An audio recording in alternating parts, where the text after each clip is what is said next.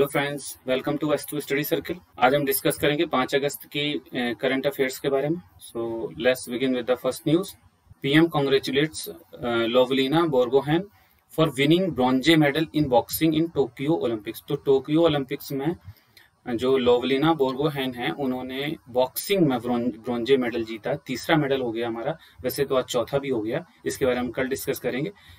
तो एक बार हम लोग देख लेते हैं कि लोवलिना बोर्गोहेन जो हैं वो कहाँ से बिलोंग करती हैं। ये आसाम से बिलोंग करती हैं। इनका जन्म हुआ था 2 अक्टूबर 1997 को, गांधी जयंती के दिन। ये आसाम की पहली महिला हैं जिन्होंने किसी भी ओलंपिक में क्वालिफाई किया है। तो काफी बड़ा अचीवमेंट है आसाम स्टेट के लिए। काफी खुशी का दिन है कि उनकी फर्स्ट वुमेन गई ओलंपिक में और उसने एक मेडल भी जीता। तो आगे देख लेते हैं हम लोग इनके अचीवमेंट क्या है। इन्होंने ब्रॉन्जे मेडल जीता है 2018-19 में वर्ल्ड चैंपियनशिप में ब्रॉन्जे मेडल ही जीता है। 17 और 21 की एशियन चैंपियनशिप में, और उनको अर्जुन अवार्ड भी मिला है। तो और अभी तक सबसे बड़ा पॉइंट ये है कि आज को अगर निकाल देते हैं तो अभी तक जो हमारे पास 3 मेडल्स आए हैं वो तीनों की तीनों महिलाओं ने ही जीते हैं। तो नारी शक्ति को नमन करना चाहिए हम सबको। चलिए अगली न्यूज पे चलते हैं हम लोग।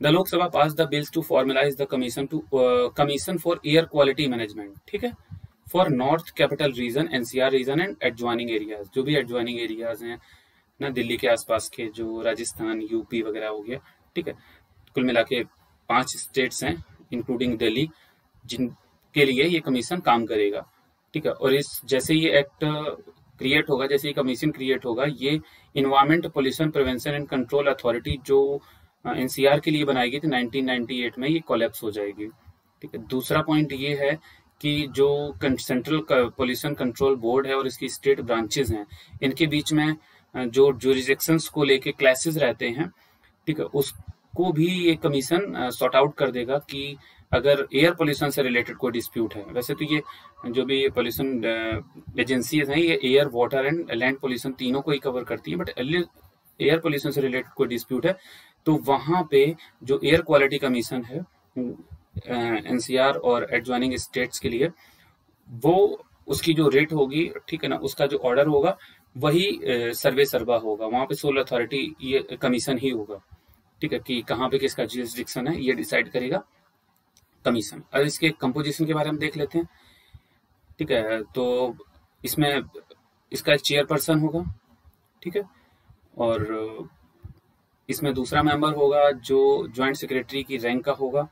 तीसरा होगा चीफ कोऑर्डिनेटिंग ऑफिसर होगा। चौथा होगा कि एक सर्विंग ए फॉर्मर ज्वाइंट सेक्रेटरी होगा सेंट्रल गवर्नमेंट में। 3 और मेंबर्स होंगे जो एक्सपर्टाइज जिनको होगा एयर पोल्यूशन का। 3 और मेंबर्स इसमें ऐड किए जाएंगे जो एनजीओ के होंगे। इस तरीके से 10 मेंबर्स होंगे इसमें, और इसमें एक्स ऑफिशियो मेंबर्स भी होंगे, ठीक है, बिसाइड्स परमानेंट मेंबर्स। वो अपॉइंट कौन करेगा? सेंट्रल गवर्नमेंट या फिर उस स्टेट के गवर्नमेंट, उस स्टेट गवर्नमेंट के रिप्रेजेंटेटिव्स, ठीक। दूसरा पॉइंट ये है कि जो टेक्निकल मेंबर्स होंगे सेंट्रल पोल्यूशन कंट्रोल बोर्ड के, इसरो के, नीति आयोग के, वो भी उसके एक्स ऑफिशियो मेंबर्स होंगे। मतलब उनकी मीटिंग्स में अगर जरूरी होता है तो उन लोगों को भी बुलाया जाएगा। इसके अलावा सेंट्रल गवर्नमेंट कुछ मिनिस्ट्रीज के रिप्रेजेंटेटिव्स को भी अपॉइंट कर सकती है। टेन्योर कितना रहेगा? चेयरपर्सन और मेंबर्स का टेन्योर रहेगा 3 इयर्स। मतलब या तो फिर 3 साल तक वो लोग कमीशन में रहेंगे, या फिर उनकी जो एज है वो 70 साल की हो, ठीक है। जो भी पहले हो जाएगा उसी के आधार पे वो लोग रिटायर हो जाएंगे। अगर वो 70 साल के पहले हो जाते हैं तो वो रिटायर हो जाएंगे। अगर उनका 70 साल से कम भी है बट उनका जो टेन्योर है 3 इयर्स का, वो अगर कंप्लीट हो गया तो वो रिटायर उस केस में हो जाएंगे। आगे चलते हैं हम लोग। सिलेक्शन कैसे होगा उस कमेटी का, ठीक है। तो सेंट्रल गवर्नमेंट अपॉइंट करेगी सारे लोगों को जो भी कमीशंस के हैं, बट उसके लिए एक सिलेक्शन कमेटी बनाई जाएगी, ठीक है, जो रिकमेंड करेगी अपॉइंटमेंट्स को। तो उसका जो चेयरपर्सन होगा, कौन होगा सिलेक्शन कमेटी का? ये ध्यान रखिएगा, सिलेक्शन कमेटी का चेयरपर्सन होगा minister of environment, forest and climate change. Members कौन होंगे?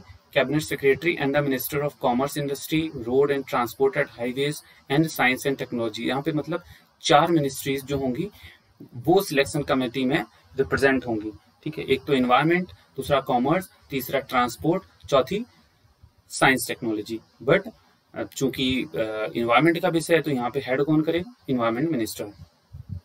ठीक, फंक्शंस क्या क्या होंगे, ठीक है, कोऑर्डिनेट करना जो भी कंसर्न स्टेट गवर्नमेंट्स हैं, दिल्ली, हरियाणा, पंजाब, राजस्थान, उत्तर प्रदेश, 5 स्टेट्स हैं, ठीक है, इनके बीच में कोऑर्डिनेट करना, प्लानिंग करना, एग्जीक्यूट करना प्लान्स को, ठीक है, जिससे एयर पोल्यूशन को एनसीआर में कंट्रोल किया जा सके। तीसरी बात यह है कि फ्रेमवर्क डिसाइड करना, ठीक है, एयर पोल्यूटेंट्स के लिए। चौथी पॉइंट ये है कि रिसर्च और डेवलपमेंट भी करना, ठीक है ना, जिससे कि किस तरीके से ये एयर पोल्यूशन को रोका जा सकता है, उसके लिए ना रिसर्च एंड डेवलपमेंट करना और उसको बढ़ावा देना, ठीक है। और जो भी टास्क फोर्स या वर्क फोर्स चाहिए होगी इन सब चीजों के लिए, ठीक है, एयर पोल्यूशन को कंटेन करने के लिए, ठीक है, तो उनको ट्रेनिंग देना और वही क्रिएट भी करेगी वर्क फोर्स, ये ध्यान रखिएगा, ठीक है। तो कमीशन की जिम्मेदारी होगी कि उनको कौन कौन लोग चाहिए उनको वो रखें और उनको प्रॉपर ट्रेनिंग दें। इसके बाद में ऐसे प्लान्स को बनाना और एग्जीक्यूट करना जिससे प्लांटेशन मतलब वृक्षारोपण बढ़ाया जा सके और स्टबल बर्निंग को रोका जा सके, ठीक है। अब सब कमेटीज होंगी, इसकी 3 सब कमेटीज होंगी। एक सब कमेटी होगी जो मॉनिटरिंग एंड आइडेंटिफिकेशन करेगी, दूसरी सब कमेटी होगी जो इन्फोर्समेंट देखेगी, तीसरी सब कमेटी कौन होगी जो रिसर्च पे ध्यान देगी, ठीक है ना। तो एक तो मॉनिटरिंग होगी, दूसरी, अब मॉनिटरिंग होने के बावजूद में अगर कुछ होता है, कुछ ब्रीच किया जाता है लॉ को, ठीक है, तो इन्फोर्समेंट कौन करवाएगा, वो कमेटी होगी। और रिसर्च कौन करेगा, वो तो हर जगह चाहिए होती है, तीसरी कमेटी होगी। तो 3 ही सब कमेटीज होंगी। आगे चलते हैं हम लोग। पावर्स क्या होंगी कमीशन की, ठीक है, ऐसी एक्टिविटीज को रेस्ट्रिक्ट कर सकता है, ये रेगुलेट करता है, ऐसी एक्टिविटीज को ये खत्म कर मतलब रोक सकता है जो एयर क्वालिटी को इम्पैक्ट कर रही हैं, ठीक है, कि एयर क्वालिटी जिससे खराब हो रही है। इसके अलावा ये इन्वेस्टिगेट कर सकता है, रिसर्च कर सकता है जो एयर क्वालिटी पे असर पड़ रहा है पोल्यूशन का, उसके बारे में, ठीक। तीसरी बात ये है कि ये कोड्स और गाइडलाइंस को बनाएगा जिससे एयर पोल्यूशन को रोका जा सके। चौथी पावर होगी कि ये इंस्पेक्शन और रेगुलेशन से रिलेटेड डायरेक्शंस को देगा, ठीक है, और ऐसे डायरेक्शंस जो भी पार्टीज हैं, किस तरीके से रेगुलेट करना है एक्टिविटीज को, किस तरीके से इंस्पेक्ट करना है उसको एक्टिविटीज को, जो मिटिगेटिंग एक्टिविटीज हैं एयर क्वालिटी पोल्यूशन के लिए, ठीक है। तो वो जो उसके लिए जो डायरेक्शन दे रहा है वो जितनी भी अथॉरिटी हैं उन पर वो बाइंडिंग होगा कि मतलब एयर पोल्यूशन से रिलेटेड, एयर पोल्यूशन को कम करने से रिलेटेड जितना भी जो भी डायरेक्शन आएगा, जो भी कंसर्न स्टेट या पार्टीज हैं उनको उनके लिए बाइंडिंग होगा, ठीक है। ये सबसे बड़ा पॉइंट है। चलिए, पेनाल्टीज की व्यवस्था की गई है कि अगर आप फिर भी कंटिन्यू कर रहे हैं कमीशन के डायरेक्शन के बाद भी, ठीक है, तो उस केस में भी व्यवस्था की गई है कि आपको जेल हो सकती है 5 साल की, या फिर 1 करोड़ तक का जुर्माना हो सकता है, या फिर दोनों ही हो सकते हैं। बट इस पेनाल्टी से फार्मर्स को बाहर रखा गया, चूंकि फार्मर्स पहले जो बिल लाया गया था उसमें इंक्लूडेड थे, बट काफी विरोध हुआ, इसलिए इसको बाहर कर दिया गया फार्मर्स को। बाकी लोगों के लिए एक्शन है 1 करोड़ और 5 साल का, 1 करोड़ रुपया और 5 साल की जेल का मतलब ये है कि फार्मर्स का एक तरीके से आपने शोषण किया, ठीक है। तो इन सब चीजों को, क्योंकि फार्मर्स तो मजबूर होते हैं, उनके पास इतना पैसा नहीं है कि वो इसी वजह से वो उनको मशीनें खरीद सकें बड़ी बड़ी, ठीक है ना, तो उनको मजबूरी में पराली जलानी पड़ती है। तो इतना बड़ा फाइन लगाना या इतना बड़ा पनिशमेंट देना ये तो गलत है, तो इसलिए फार्मर्स को उससे बाहर रखा गया, ठीक। लेकिन बाहर रखने का ये मतलब नहीं है कि उनके ऊपर कोई कंपनसेशन चार्जेस नहीं लगाए जाएंगे, उनके ऊपर कोई दंड नहीं होगा उनके ऊपर।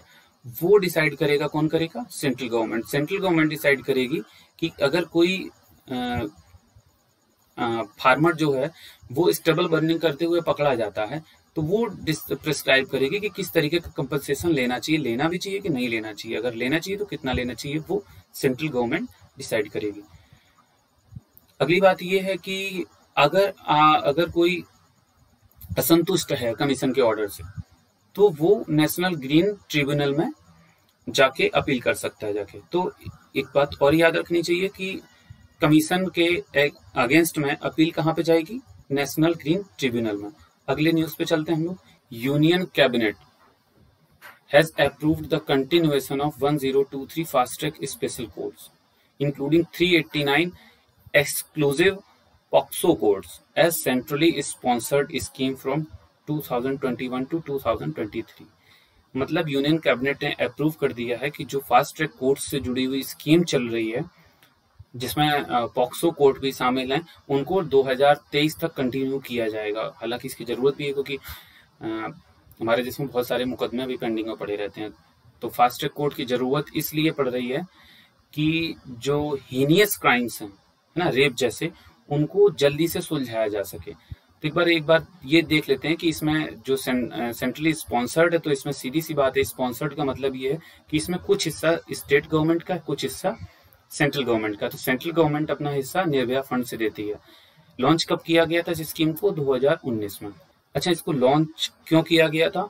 To bring more stringent provisions and expeditious trial and disposal of such cases. ठीक है ना। रेप जैसे दुष्कर्म के लिए जो दंड थे वो बहुत हल्के थे, उसमें डेथ पेनल्टी शामिल नहीं थी, और उसको शामिल करने के बाद में इसको बहुत ज्यादा कठोर बना दिया गया है। तो इसी वजह से इस स्कीम की व्यवस्था की गई। तो और इसी स्कीम की वजह से 2018 में क्रिमिनल लॉ एक्ट में भी संशोधन किया गया था, और इसमें क्या किया है कि क्रिमिनल लॉ एक्ट में अब डेथ पेनल्टी को भी इंक्लूड किया गया है रेप के केस में।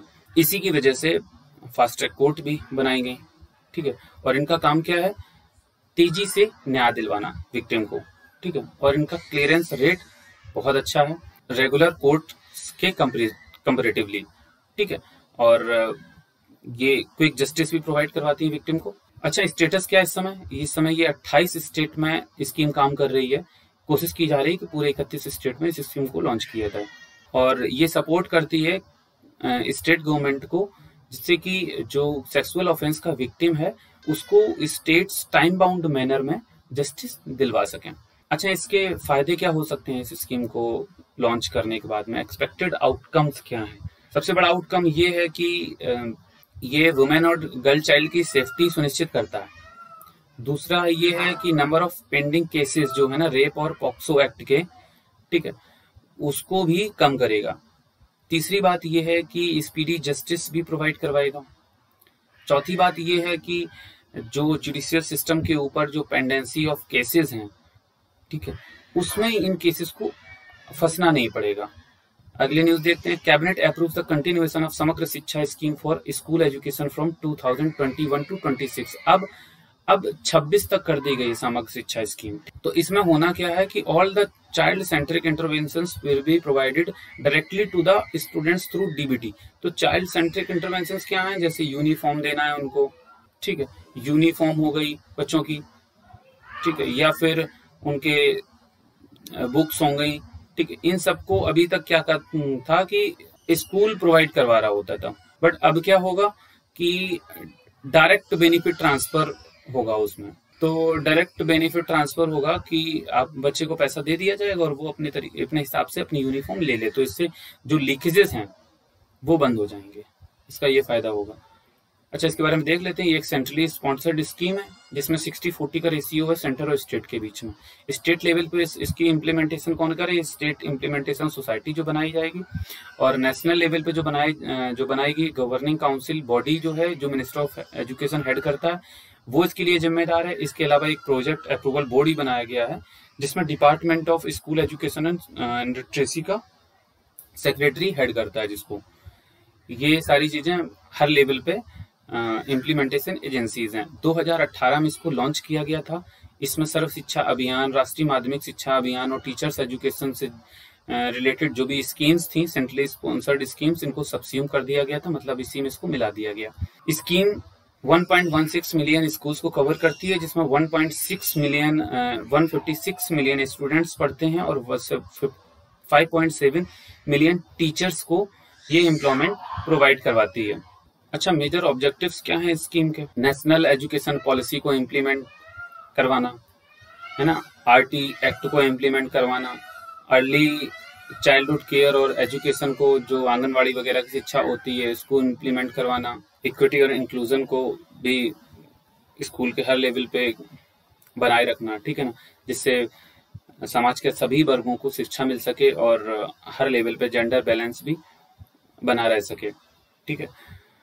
इसके बाद में डाइट और जितने भी state council for education research training हैं इंस्टीट्यूट्स, उनको एज अ नोडल एजेंसी जो काम करते हैं टीचर्स की ट्रेनिंग के लिए, उनको भी मजबूत करना और उनको अपग्रेड करना, ठीक है ना। इसके बाद में ठीक है, स्टैंडर्ड्स को भी स्कूल के बनाए रखना, ठीक है। इसके बाद वोकेशनल एजुकेशन को प्रमोट करना। तो ये सारे ऑब्जेक्टिव्स हैं स्टेट्स इस स्कीम के।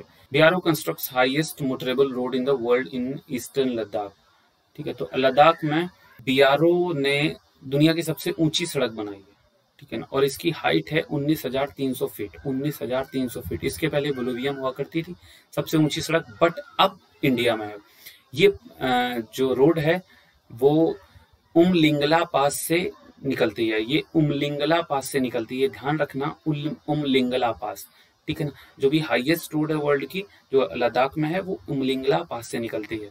और इससे ये फायदा होगा कि एलएसी के पास में है चूंकि ये, तो ट्रूप्स के मतलब सेना के और तोपों वगैरह के मूवमेंट में भी काफी फायदा मिलेगा। इससे दूसरा एक और फायदा होगा कि टूरिज्म बढ़ेगा यहाँ पे, तो इससे लोगों की सोशियो इकोनॉमिक कंडीशन में भी बेटरमेंट होगा। ये चिस्मुल और डेमचोक एरिया को कनेक्ट करती है, ठीक है। बीआरओ के बारे में हम लोग देख लेते हैं। 1960 में 7 मई 1960 में इसको डेवलप किया गया था, इसको फॉर्म किया गया था। और इसका काम क्या था कि northern and north east states के जो रिमोट एरियाज हैं, ठीक है, वहां पे इंफ्रास्ट्रक्चर डेवलप करना और बॉर्डर्स पे इंफ्रास्ट्रक्चर डेवलप करना। मतलब ये देख लीजिएगा कि नॉर्दर्न और नॉर्थ ईस्ट स्टेट्स में इंफ्रास्ट्रक्चर डेवलप करना और बॉर्डर्स पे डेवलप करना इंफ्रास्ट्रक्चर को, इसलिए बीआरओ को बनाया गया था। 2015 से मिनिस्ट्री ऑफ डिफेंस के अंतर्गत काम करता है। इसके बाद में रोल क्या है इसका, जब शांति काल होता है, जब कोई युद्ध नहीं हो रहा होता है, तो ये क्या करता है, develop and maintain the operational road infrastructure of general staff in the border areas, ठीक है। बॉर्डर एरियाज में ये जो इंफ्रास्ट्रक्चर है उसको डेवलप करता है, मेंटेन करता है। दूसरा, जो बॉर्डर स्टेट्स हैं उनको सोशियो इकोनॉमिक डेवलपमेंट में भी ये पार्टिसिपेट करता है थ्रू द इंफ्रास्ट्रक्चर डेवलपमेंट।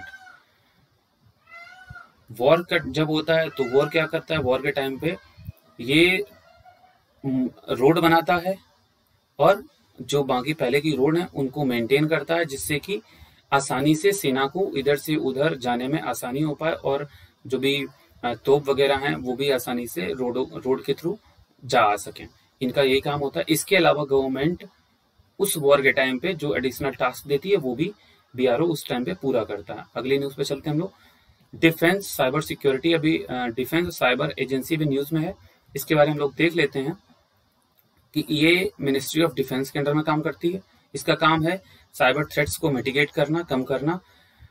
जितनी तीनों सेना है, तीनों सेनाओं ने अपनी साइबर इमरजेंसी रिस्पांस टीम बना रखी है।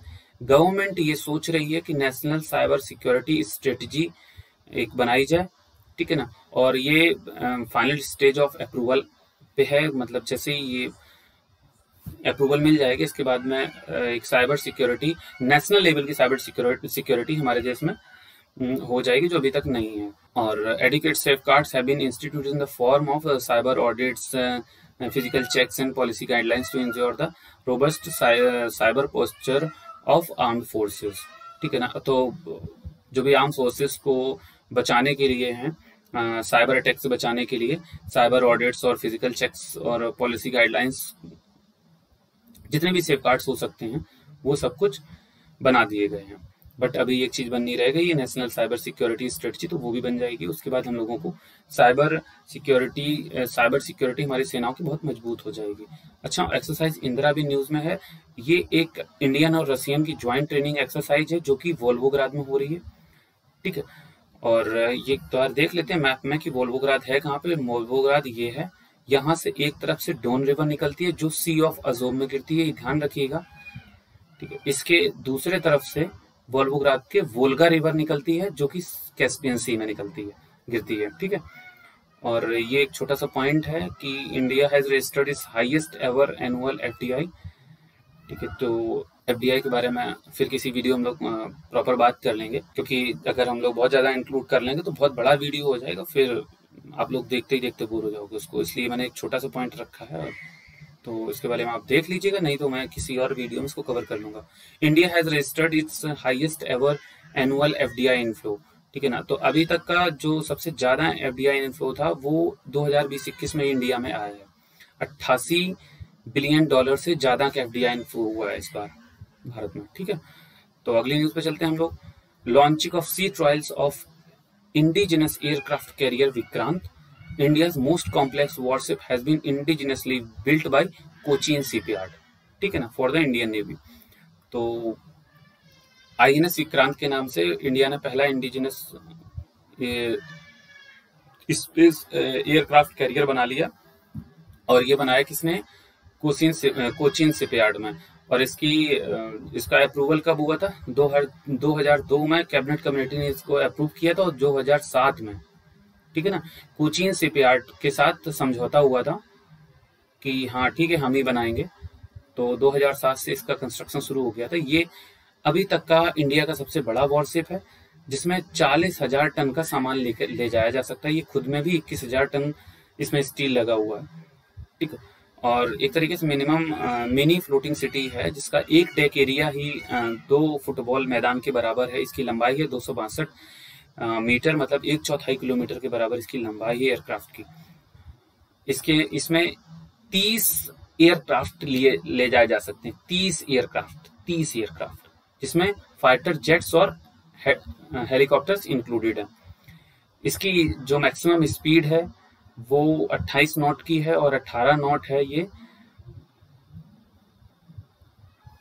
ठीक है, जब सामान रखे इसको बहुत ज्यादा, मतलब पूरी तरीके से इसमें सामान रख दिया जाएगा, तो 18 नॉट की स्पीड से चलेगा, जितना भी इसकी कैपेसिटी है। अच्छा, इसमें 14 डेक्स हैं कुल मिला के। इसके बाद में इसमें 2300 कंपार्टमेंट हैं, और जो बनाए गए हैं 1700 लोगों का क्रू जो होता है जहाज का, शिप का, उसको फैसिलिटाइज करने के लिए। ठीक है, 2300 कंपार्टमेंट बनाए गए हैं, बहुत बड़ा है ना। और अभी हम लोगों के पास सिर्फ एक INS विक्रमादित्य करके एक एयरक्राफ्ट कैरियर है जो इसमें ऑपरेटिव है, और ये जो INS विक्रांत है, ये माना जा रहा है कि अगले साल तक 2022 तक इंडियन नेवी में शामिल हो जाएगा। तो चलो हम लोग एक बार देख लेते हैं कैसा है। ये है INS विक्रांत, है ना, ये है INS विक्रांत, कितना बड़ा है। ये कोची शिपयार्ड से इसको उतारा गया कोची। चलो अगले न्यूज पे चलते हैं। PM to interact with the beneficiaries और प्रधानमंत्री गरीब कल्याण अन्न योजना इन उत्तर प्रदेश ऑन 5 अगस्त। 5 अगस्त को जो आज के दिन है, प्रधानमंत्री गरीब कल्याण योजना के बारे में प्रधानमंत्री जो हैं, जो लाभार्थी हैं उनसे इंटरेक्ट करेंगे। एक्चुअली ये इसलिए इसमें मैंने कवर किया है क्योंकि पिछले कई दिनों से प्रधानमंत्री साहब अलग अलग स्टेट के प्रधानमंत्री गरीब कल्याण योजना के बेनिफिशियरीज से इंटरेक्ट कर रहे हैं। और एक चीज उत्तर प्रदेश से भी संबंधित है, न्यूज से संबंधित है कि 5 अगस्त, ठीक है, एज अ प्रधानमंत्री गरीब कल्याण योजना मनाया जाएगा यूपी में। ठीक है, तो UP will celebrate the 5 August 2021 as a Pradhan Mantri Garib Kalyan Yojana. ये 1 मार्कर क्वेश्चन बड़े आराम से आ सकता है, इसको याद रखिएगा। ठीक है, लगभग 15 करोड़ बेनिफिशियरीज हैं यूपी में जिनको फ्री ऑफ कॉस्ट राशन दिया गया। अब एक बार देख लेते हैं इसके बारे में कि प्रधानमंत्री गरीब कल्याण अन्न योजना है क्या आखिरकार। इसको ये पार्ट है आत्मनिर्भर भारत की, और इसमें व्यवस्था की गई है कि जो माइग्रेंट्स हैं, जो पेंडेमिक हुआ जिसकी वजह से लोगों की नौकरियां चलेंगी, फिर वो अपने घर की तरफ घर की तरफ लौट के उनको जाना पड़ गया।